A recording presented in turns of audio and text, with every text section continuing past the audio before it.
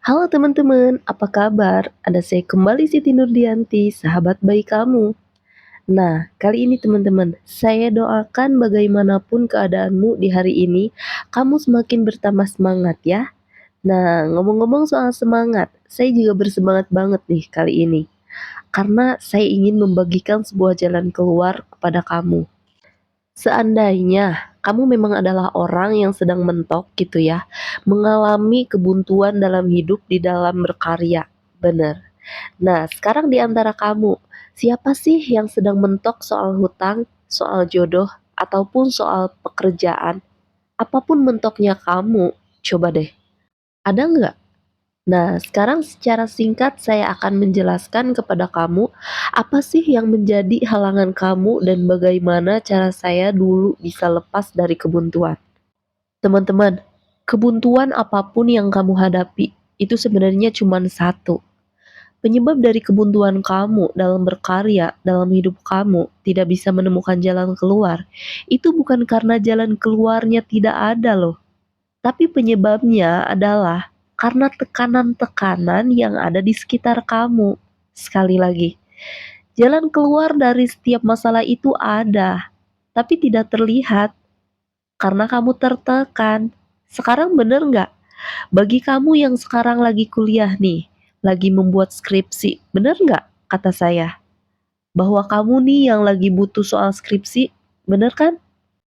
Karena diri kamu tertekan dengan tekanan-tekanan yang ada, yang membuat kamu kayaknya ide-ide untuk membuat skripsi itu kayaknya mentok gitu, bener?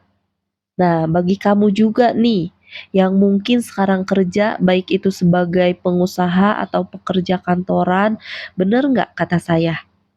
Bahwa kamu jadi mentok di dalam membuat sebuah ide karena banyaknya tekanan-tekanan dalam hidup kamu yang membuat kamu menjadi tertekan.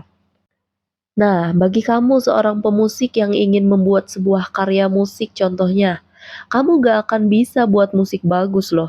Karena apa? Tekanan kamu masih ada. Jadi bener kan, penyebab mentoknya kamu adalah tekanan? Nah, kalau memang benar saya akan menjabarkan kepada kamu.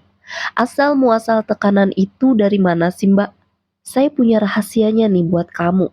Ketika kamu menjadi orang yang tertekan, menjadi orang yang terkekang, jodoh kamu akan seret, rezeki kamu pun akan seret, bahkan semuanya pun akan menjadi terasa seret. Ibarat kata kamu makan kurang minum, rasanya gak enak ya.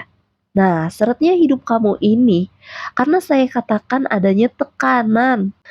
Nah, sumber tekanan ini yang harus kita sadari dulu satu persatu supaya kita bisa menyembuhkannya. Yang pertama, sumber tekanan dalam hidup kita yang paling awal adalah apa? Betul, perkataan orang lain. Coba, bener nggak tebakan saya? Bagi kamu nih yang sekarang lagi mentok dalam hal apapun, kamu kan tertekan, bener nggak? Tertekan kamu itu disebabkan karena adanya orang lain yang membuat diri kamu yang hebat ini menjadi kecil. Bener, menjadi kecil, menjadi minder. Nah, saya punya kabar buruknya nih, tapi ini bener. Mayoritas orang yang masalahnya paling besar dalam hidup adalah orang-orang yang rajin menggunakan sosial media. Saya ulangi, orang-orang yang mayoritas masalahnya paling banyak dalam hidup adalah orang-orang yang paling sering menggunakan sosial media. Titik. Lah, Mbak, emang apa hubungannya? Apa hubungannya tertekan dengan sosial media? Kayaknya nggak nyambung nih. Oh, jelas nyambung dong. Kita nih kalau buka sosial media emangnya kita ngapain? Nah, hal pertama yang kamu pasti lakukan ketika membuka sosial media adalah pasti kamu ngeliatin status-status dari teman-teman kamu. Foto-foto yang dibagi-bagiin, video-video yang dibagi-bagiin, ya kan? Kadang-kadang kalau lagi sial dia memberikan opini politik yang membuat kamu jadi ngejleb. Terima aja wis, namanya juga temen gua di sosial media, ya kan? Sekarang bener nggak kata saya, kalau kamu buka sosial media, pasti ada aja satu, dua, tiga hal yang bikin hati kamu jadi kayak nggak enak gitu. Coba bandingin deh, sama kalau kamu sehari aja nggak buka sosial media, pasti ada bedanya. Kenapa bisa begitu? Karena memang kita nggak bisa ngatur kan, temen kita tuh mau naruh apa di sosial media dan sadar atau enggak, apa yang mereka taruh di sosial media, itu menjadikan kamu sebuah harapan. Kamu berharap nih bahwa diri kamu nih lebih bahagia daripada teman-teman sosial medianya kamu kan? Bener apa enggak? Jujur, kalau memang iya, itu loh sumber tekanan kamu dan ini awalnya kamu jadi orang yang gampang banget mentok. Karena harapan yang kamu cari sendiri di sosial media, berbahaya kan? Nah, berarti betul dong ucapan saya, bahwa mereka itu menyebarkan racun yang membuat kamu tertekan. Dan hal utama yang membuat kamu jadi tertekan adalah karena kamu menyediakan diri kamu seperti butuh dikontrol orang lain, baik secara langsung maupun tidak. Itu fakta. Contoh tekanan secara langsung adalah kamu menyediakan diri untuk diatur oleh dosen misalnya. Tekanan yang tidak langsung kamu menyediakan diri untuk diatur oleh sosial media. Itu berbahaya.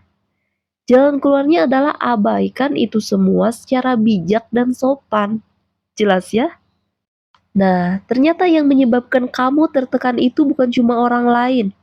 Ada yang nomor duanya yang akan kita bahas secara tuntas. Apa itu, Mbak? Hal yang kedua yang membuat rasanya kita jadi tertekan dan akhirnya mentok adalah karena kita punya kebiasaan untuk mengukur segala sesuatu. Loh, maksudnya gimana, Mbak? Mengukur apa? Mengukur. Sadar nggak sih? Biasanya nih kalau kita lagi mengusahakan sesuatu, kita selalu deh punya kebiasaan untuk mengukur gitu loh. Kira-kira sekarang gue udah sampai mana ya? Kali ini biaya yang gue dapetin berapa ya? Customer gue berapa ya? Subscriber gue berapa ya? Sadar nggak? Kamu tuh suka melakukan hal-hal pengukuran seperti itu. Dan faktanya hal itu loh yang sebenarnya membuat diri kamu menjadi tertekan juga. Bener. Lah, kenapa bisa begitu? Karena begini loh, saya mengatakan yang membuat orang tertekan itu adalah apa? Harapan. Nah, sekarang bayangin, kalau kamu nih rutin mengukur segala sesuatu, tiba-tiba hasil pengukurannya mengatakan bahwa banyak kekurangan yang belum kamu capai. Waduh, apa yang terjadi?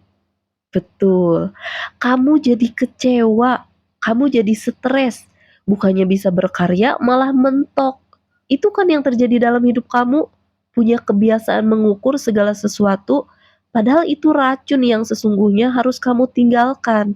Nah, terus solusinya gimana? Mulai saat ini, berhentilah mengukur segala sesuatu. Nggak usah diukur-ukur, lakukan aja dengan nikmat apa yang harus kamu lakukan. Nggak usah diukur, dilepas aja. Dilepas gimana maksudnya, Mbak? Nggak usah dipikirin.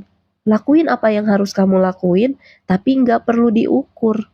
Nah, sekarang saya punya sebuah rahasianya, teman-teman.